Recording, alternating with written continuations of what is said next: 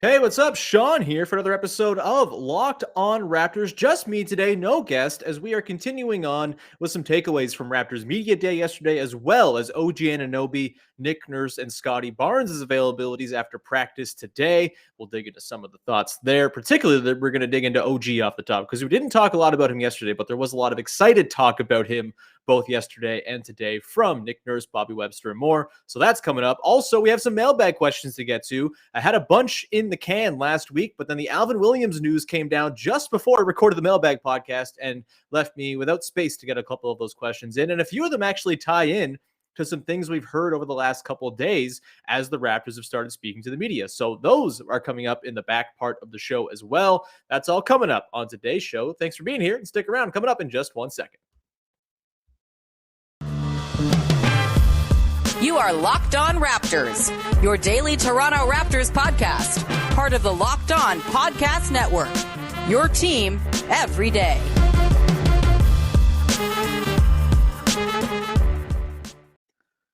Hey, what's going on? Welcome to episode number 1024 of Locked On Raptors for Tuesday, September the 28th.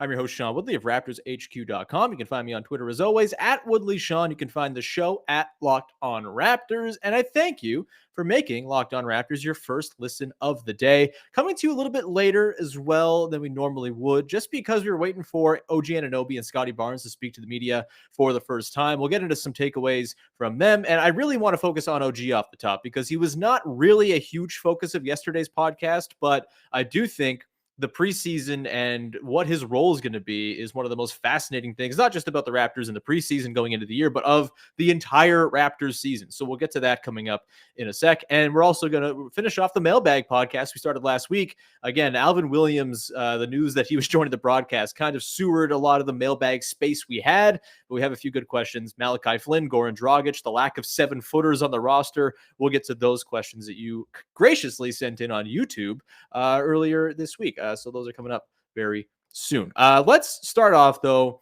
I want to talk about OG Anunoby. He spoke today to the media for the first time. As you might expect, it's not a lot in terms of like stuff you're learning when OG Anunoby talks. Talked about being happy to be back in Toronto. He talked about sort of improving every day. We know he's like, short with his words. He is not someone who's going to be out there sort of giving Fred VanVleet level answers to questions. And that's totally fine. We don't need everybody in basketball to be as good a quote as Fred VanVleet because that would make Fred VanVleet less of a special, wonderful dude. But I do want to get into some of the talk from Nick Nurse as well as Bobby Webster yesterday about OG and what this season is going to hold for him. And the impressions I'm getting so far, and look, it's preseason, it's training camp. None of this really matters just yet. And we have not seen things put into practice that have been said out loud. But I do think one of the prevailing takeaways here is that I'm anticipating like a pretty enormous jump in usage for OG Anunoby in the early part of the season in particular. But overall, I think as a whole, I think he's going to be absolutely crucial to what the Raptors want to do. He's been thrown into the same conversations as Pascal Siakam and Fred VanVleet as being part of the core leadership group of the team. It's weird because he's like 23 years old, but he's been around for now going into his 5th season. He is seemingly ready to kind of step into a bigger role leadership wise. And on the floor, I mean, it's going to be necessary for OG to become a big part of the Raptors offense. And any avenue the Raptors have right now of becoming a better half-court offensive team, of having any sort of shot creation outside of Pascal Siakam and Fred VanVleet, does feel like that's all kind of flowing through OG Anunoby. So just let's run through some of the things that Nick Nurse and Bobby Webster have said about him. I asked Bobby Webster yesterday at the media day just sort of his thoughts on OG's potential breakout potential. And, even with last season being a stop and start year with COVID and injury for him, he still managed to show off a lot of really impressive growth, particularly on offense, of course. We know he was an absolute stud defensively as well.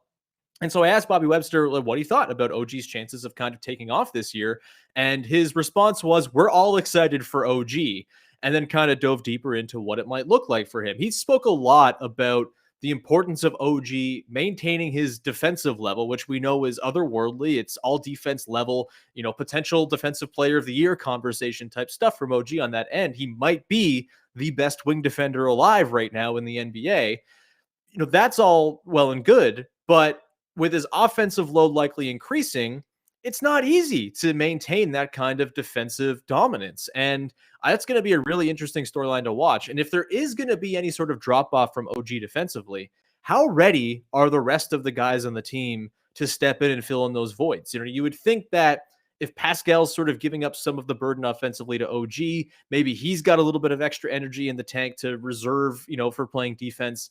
I think Scotty Barnes is going to be essential here. We heard Nick Nurse talk about him yesterday and how he's going to play a lot. He's going to get as many reps that he can handle. He was spoken about today by Nick Nurse as well, talking about how it's not necessarily going to be about the stats for Scotty Barnes. It really does feel like it's, can he be a good contributor to lineups? How many minutes is he playing? And do those minutes sort of coincide with positive play for the Raptors? Are they outscoring their opponents when he's on the floor? I think it's possible just because the defensive floor is going to be so bloody high with him, but he's going to carry like a huge burden here. If OG is forced to level up, we've seen this happen with great wing defenders in the past. Think of Kawhi Leonard, for example, one of the best wing defenders we've ever seen, and maintained an incredible level that he could go to when he was with the Raptors, for example. It's not like he was a bad defender. He guarded Giannis in the conference finals, for Christ's sake. Like, he was excellent, but he was not the same defender that he had been in years past. He's still not today with the Clippers. Like, he can get in there and tap into it when he needs to, but it's just natural that you're going to expend more energy on offense. You're probably going to take the foot off the gas a little bit on defense. And so, as much as Bobby Webster suggested that he would like to see OG maintain that defensive level, I think you have to bake in some expectation that it's not going to be the same OG on defense that we've seen before. And that's not to say he can't be an all-defense player, because honestly, I feel like the all-defense cachet kind of increases when you're also a great defender who is a very good offensive player. Just kind of how the ways, the voters' brains work, I think. And I think like he will still be among the league's best defenders, but if there is a drop-off, is he making it worth that drop-off by being a good enough and efficient scorer on the offensive end? And I think Nick Nurse spoke today about how he's kind of expanded and added some things to scoring. It's one thing to do it in practice or against a chair or in pickup. It's quite another thing to do it against very good NBA-level defenders who are trying very hard in the middle of the regular season. But I'm encouraged to hear that he thinks there's, a little bit more there in terms of packages he can go to, different moves he can bust out. We talked about on this podcast some of the things OG is going to have to improve upon to really tap into that half-court offensive potential. The pull-up shooting from both mid-range and from three, in particular the mid-range, where he's very sort of robotic in the way he launches his shot. Getting to the line, finding easy points at the free throw line as opposed to, sort of racking up 2 free throw attempts a game like he has so far in his career. That's all going to be important. I think what's important here, and this kind of goes in line with a lot of what we heard yesterday from Bobby Webster, Nick Nurse as well, in that, this is a year about balancing development and competitiveness. And I do hope that even if there are some growing pains there for OG, which I think you have to expect, especially early in the season when Siakam's not there, a lot of attention is going to be on OG. He's going to be, priority number 1 or 2 for every defense that comes through Toronto or the Toronto visits next to Fred VanVleet.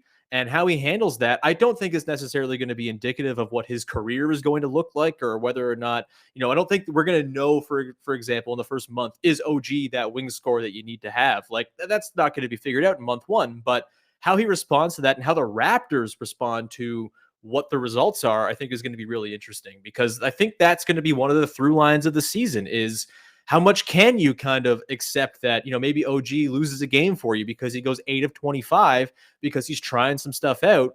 Is that something the Raptors are going to live with? I don't know. I have really no idea how they're going to approach this. They continue to talk about wanting to maintain those 2 tracks of being competitive, but also developing guys. They've done it in the past, obviously, like during the Kyle Lowry, DeMar DeRozan, Jonas Valanciunas era, when those guys were the sort of head honchos of the team. They developed guys wonderfully well to the point that they had a whole shadow core that they could trade for Marc Gasol and Kawhi Leonard, and then also still have OG and Pascal in the mix to become core pieces going forward. Fred as well. They've done it before. Doing it again, just because they've done it before, is not necessarily a guarantee. I think they kind of have the right idea about it at all, and I think the guys on hand are good enough, and the core guys are good enough to drive winning like we've seen in the past with, Kyle and DeMar. I'm not saying they're quite as good as Kyle and DeMar were, but I think you can make the argument that like Pascal currently is better than DeMar ever was with the Raptors in terms of just like driving positive play. No one's Kyle Lowry, which is obviously a problem, but I still think there's enough in terms of talent and exciting sort of upside to marry those two interests in a way that very few teams are able to do. And OG is going to be a really interesting test case, because if he, comes out and stumbles and takes the extra opportunity that Bobby Webster and Nick Nurse have said is going to be there in that first month and doesn't do well with it, does that kind of put him in the doghouse for the rest of the season? Does that see his role scaled back? Does that sort of, send to the Raptors a message that he's not quite ready for that burden? I don't think they will. I think they're smarter than that. I think they see the long game in mind, and I think they know OG is their avenue to having like a wing star if they're going to have one on the roster. If there's someone on this current roster other than Scotty Barnes, who's a 4th overall pick and many years away, if there's someone who's going to be that sort of guy who you can have be your number one wing scorer, it's going to be OG. Whether that's likely is probably like, a 25% outcome that it'll actually happen, but it's possible. And it's exciting to think about. And I would hope the Raptors are going to be, thinking about things in the long view here.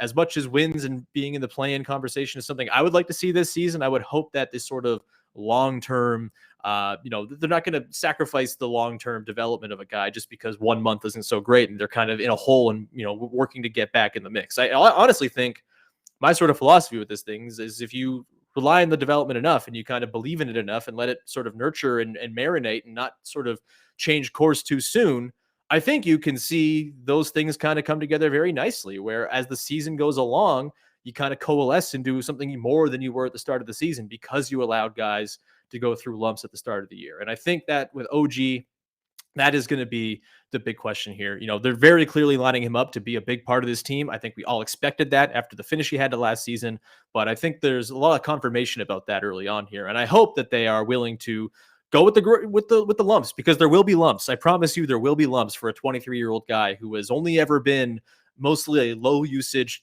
catch and shoot guy who cuts and dunks from, does chin up dunks under the basket. Like, there's going to be a lot that he has to kind of learn and, adapt to as the way defenses view him around the league change, their approach to him and all that. So that's my kind of soliloquy on OG Anunoby, who, again, we saw for the first time today, speaking to the media. And again, he's been a big topic of conversation over the last couple of days that we did not quite hit on a whole lot yesterday. I can't wait to see where things are going. He is the most interesting player on the Raptors this season. I don't think it's particularly close.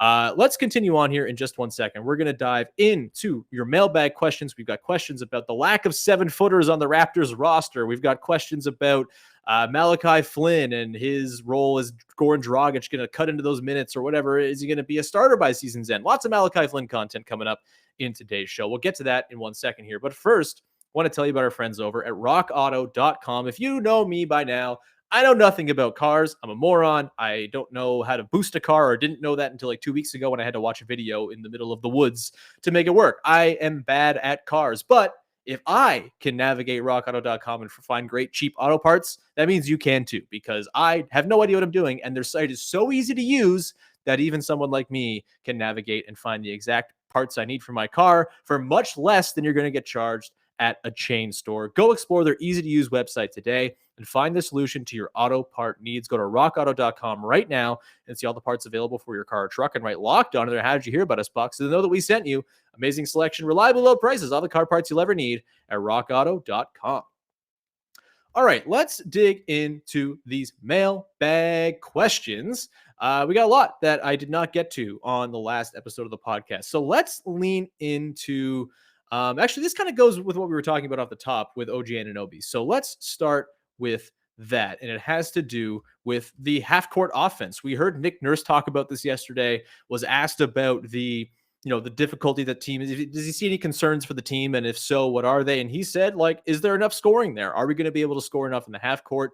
He said he really relies on the system to get buckets for the team. And I think that's a nice bit of sort of understanding that, not one guy is going to be the driving force of this offense, as much as they're going to try to give all the opportunity in the world to OG, Fred, and Pascal to do that.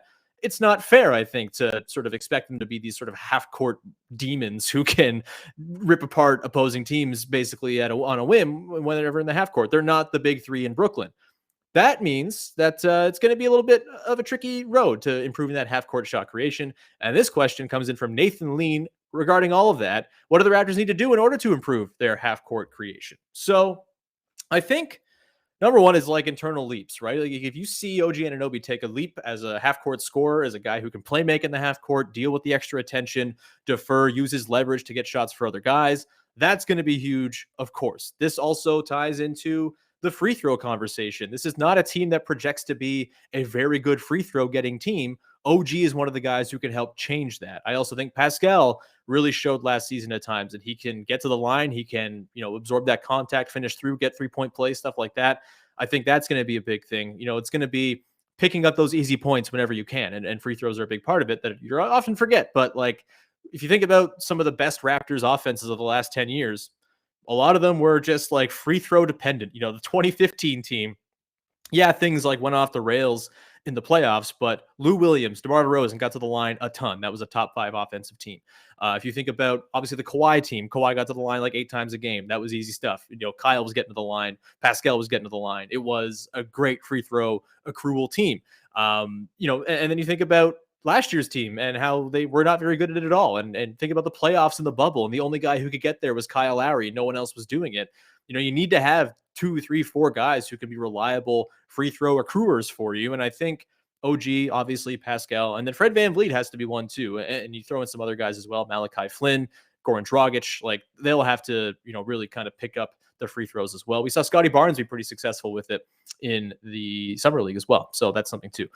Other than that, the system, like Nick Nurse said, we saw a lot of great stuff from the Raptors last year under Chris Finch before he got poached by Minnesota. And then I don't know how much you really attribute the drop off for the Raptors offense last season to Chris Finch leaving, as Chris Finch left basically like a week before the whole season hit the fan and COVID overtook the best players on the team and they were kind of lost in the water for the rest of the year. So I don't know if like you can instantly sort of look at Chris Finch and say his departure was the reason why things went wrong. But like there was a lot of good stuff that we saw last year when the Raptors were good in the half court. We saw lots of cutting, lots of off-ball movement, stuff like that. It wasn't just sort of looking around and waiting for Fred VanVleet or Pascal to do something. There was always something happening while they were doing something as well. And so I think you'll have to see a lot of that. A lot of sort of, you have Gary Trent Jr. Run a ton of pin downs for that guy. He's an excellent shooter. Make his defenders work. Make him a guy who people are terrified of. He's a 40% 3-point shooter. Outside of his sort of cold finish to last season as he was dealing with injury, he was freaking lights out for the Raptors and for the Blazers before that. Use those strengths. It's really amplifying the strengths of the team. That's going to be what makes them a better half-court team. You think about the bench guys, obviously like Malachi Flynn's going to have a big role in this. He's one of the few guys in the team who has like that shot making sort of swagger to him. We saw it a little bit last season, some sort of heat check games from him. That's going to be really important. Fred VanVleet actually made the point yesterday talking about Malachi Flynn and sort of the tutelage that's going on for Flynn under Fred VanVleet. And he spoke about how Flynn is, a better shot maker than Fred was at this point of his career. Like he's got that kind of in his bag a little bit more. I think, any comparisons between Flynn and Fred VanVleet are basically just kind of lazy throwaways. I don't think it's a good comparison at all. Malachi Flynn's a way more downhill player. He's got more burst. He can blow by guys a little bit better. He's a better pick and roll operator just in terms of the way he kind of sees the floor. Fred's gotten great at it. Don't get me wrong, but just in terms of like the natural sort of pick and roll navigation ability, I think Flynn comes in as maybe the best guy in the team in that department. That's what he was when he was in college. He has to refine it for the NBA speed and game and all that stuff, but I think that's going to come along in a really nice way, particularly this season when he's going to have actual centers to play with basically anytime he's on the floor between Kem Birch, Chris Boucher, and Precious Achiuwa all filling in minutes at the 5. So yeah, I think Flynn holds a big role in improving the half-court creation as well. Just an eternal leap from him, OG. Gary Trent Jr. is an interesting one. I don't know how much I believe he can do it. He really does feel like kind of a guy who's not much in the way of burst or, first step or blow by ability or anything like that. He really does feel like an excellent spot up guy. And he has that mid-range shot kind of as a failsafe because he can't get to the rim or open things up really for himself. So he has to get to that mid-ranger that, teams are going to kind of willingly give to him. So I don't know if that's much of an asset to the half-court offense, but that's certainly something if we do see more from Gary Trent Jr., that's the beauty of a team that is loaded with young dudes. There's pops and sort of expansions of games that happen all the time that you don't really necessarily foresee. And with the amount of young guys they have on this team, there's plenty of opportunity for those things to happen. We just can't see them just yet because they haven't taken place and aren't necessarily the most predictable things in the world. I also think getting back, this is sort of my last point on how to improve the half court creation. Get back to Pascal Siakam screening or having people screen for him. He's really freaking good in that spot. You think back to the 2019-20 season when the Raptors had, I believe, the second best crunch time offense in the league, right behind the Thunder, with the Chris Paul, Dennis Schroeder monstrosity that was. The Raptors in that year relied so heavily on the Kyle Lowry, Pascal Siakam pick and roll to be a game breaker for them late in games when things were on the line. It was just a guaranteed bucket of a play. It was unbelievable. They just kind of went away from it last season, and it was a little bit perplexing. And I hope they can get back to that this year. Maybe that was a mix of sort of the spacing of the floor not being there because of the pieces that were out and not available and just the roster not being quite up to snuff. Maybe that's part of it, but I also think there was just like a very clear sort of just forgetting that seemed to work really, really well during the 2019-20 season. So, obviously Kyle's not around anymore. It's not going to be quite as effective because Kyle is a master of any pick and roll. But I think if you can kind of have Fred VanVleet become that guy who can screen for Pascal in that sort of inverted pick and roll, or have Pascal screen for Fred and be that guy in the short roll who is causing havoc or popping for threes, doing the things Pascal has done in the pick and roll in the past to be so effective. That I think is a pet play they have to go back to. And I don't want to make it sound like, it was when like the Warriors had Kevin Durant and Steph Curry and they never went to pick and roll. I'm not saying do it every single play because that was kind of the call from Warriors fans at the time was just run that play every time and you'll win every game by 50. You can't do that. You have other guys who you have to feed and all that stuff. But we know Pascal. There's proof of concept that Pascal as a screener is freaking good. And I would hope that they get a lot of that sort of worked in. It could be OG Pascal pick and rolls. That's fun too. Get weird with it, but just have Siakam be involved in those actions. That also takes him away from standing in the corner waiting for threes, which obviously was not his forte last season, did not have a great three-point shooting season. I expect a bounce back this year just because the situation will be better and all that. But certainly, Pascal not being in the corner and being in the action of the play is something I think you'd prefer anyway. So that's my last sort of many answers of how the Raptors can improve their half-court creation. It's going to be a struggle. And Nick Nurse said yesterday, it's going to be a lot of turning defense into offense. He said, if we're going to play all this defense, we better get some offense out of it, kind of jokingly, but it's very true. This is going to be a team that has to rely on transition, get back to being an efficient, sort of devastating transition team like they were in the 2019-20 season. And, that will sort of hopefully augment the or sort of balance out the bad half court creation, which right now is not great. But again, there's plenty of room for improvement because it's a young ass team with plenty of room to grow. We're going to get to a couple more mailbag questions on the other side for you. More Malachi Flynn, Goran Dragic, the lack of talls on the team. We'll get to those in a sec here. But first, I want to tell you about Sleeper, which is a new fantasy basketball app that is changing the way you play fantasy basketball. And for me, it makes fantasy basketball something I would actually kind of consider playing seriously. I usually get invited to a league like the last week before the season. And because I have basketball fever, I say, yes, I want to play fantasy basketball this year. This is the year I get okay with the day-to-day busy work of setting my lineup. And then within 3 weeks, I've given up. Everyone's mad at me because I'm not trying in the league. I'm that guy. You don't want to be that guy. So instead, play Sleeper, where you can play Game Pick, where owners pick a single game per week for each starter to count towards their team's total score, ensuring an even number of games played between opponents. That is wonderful. You get to make your picks for the game that you choose for each player based on player matchups, home versus away, opponent defensive ranking, pace of play, and more, meaning there's strategy involved and not just simple counting of the number of games your guys are going to be playing. I'd rather play the very good player who maybe has 2 games on the schedule versus the not so good player who has 4 games on the schedule.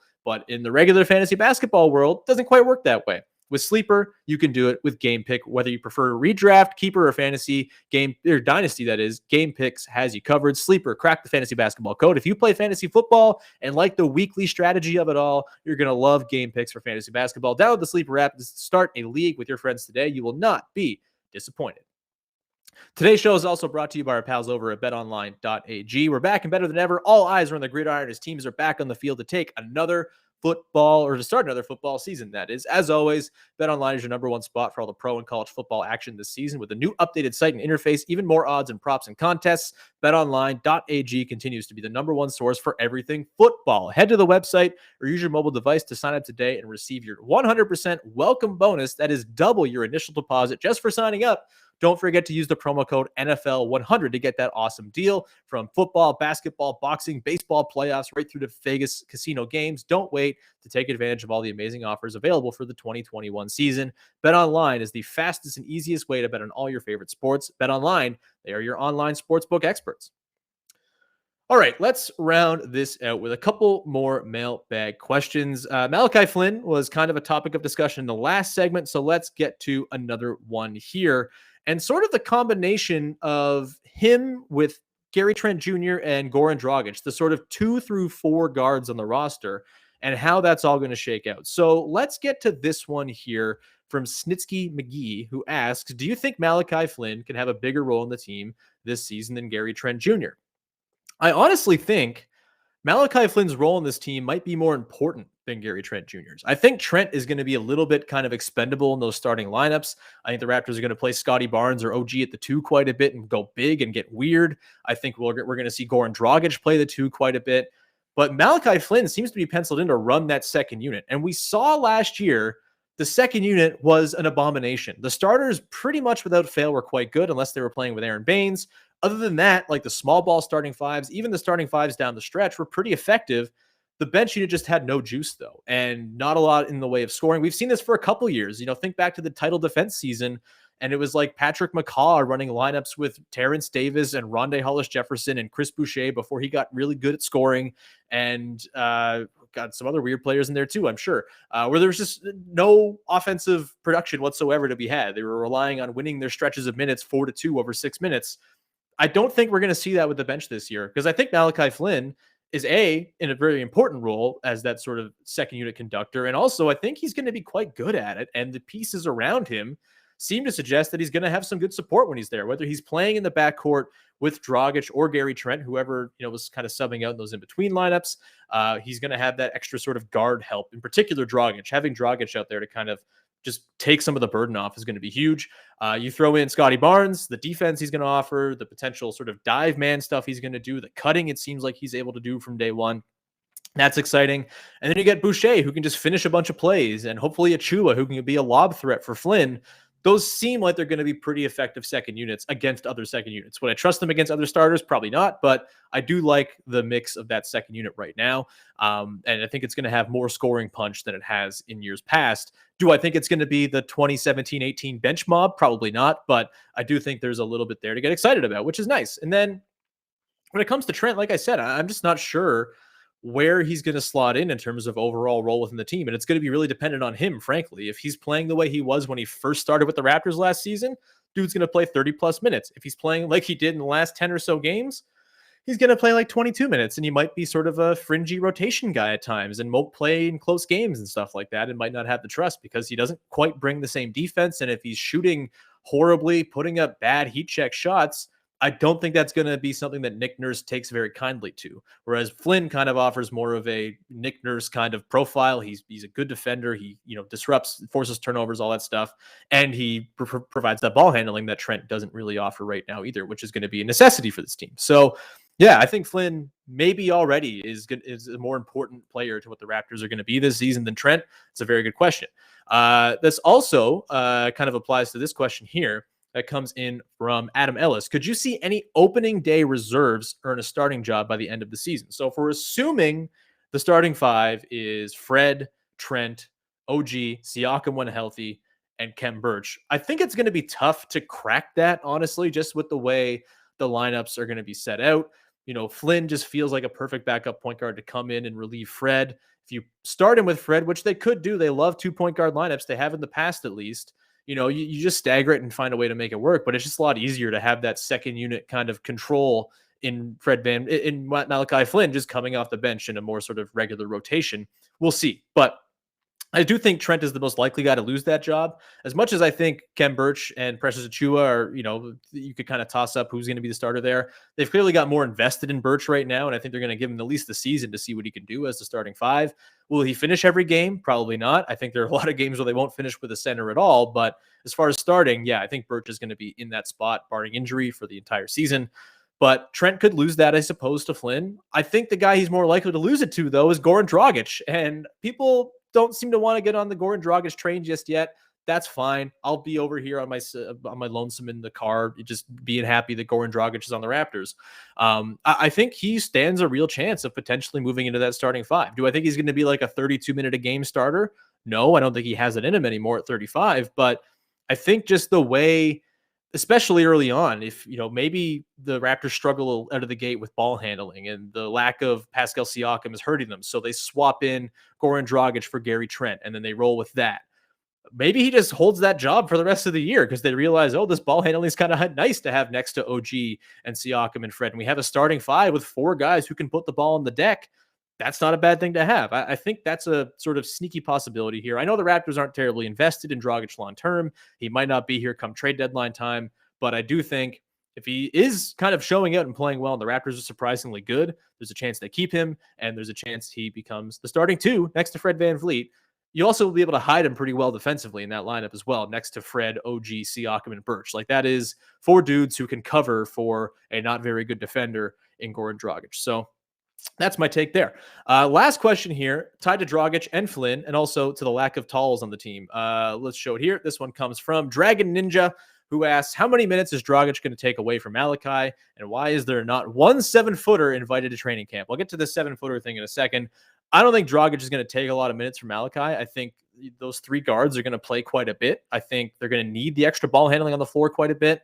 And I think it's more of a sort of question of how many minutes is Dragic going to play with Flynn to kind of help him out in those second units. And I think it's going to be a lot. Like, I don't think there will be a lot of cannibalization of each other's minutes there. I think Dragic is very much like a shooting guard positionally on this team, despite being a point guard, I guess, as like a traditional, that's what his job has been his entire career. If you're looking at the depth chart, I'm listing Dragic as a 2 just because of Flynn and Fred kind of being the incumbents at the point guard spot. So yeah, I don't think you're going to see a lot of minutes taken away from Malachi by Dragic. I think it's going to be a very sort of nice cohesive effort of those guys playing together and probably looking pretty good as a backcourt that can make some things happen and break the defense down, especially second units.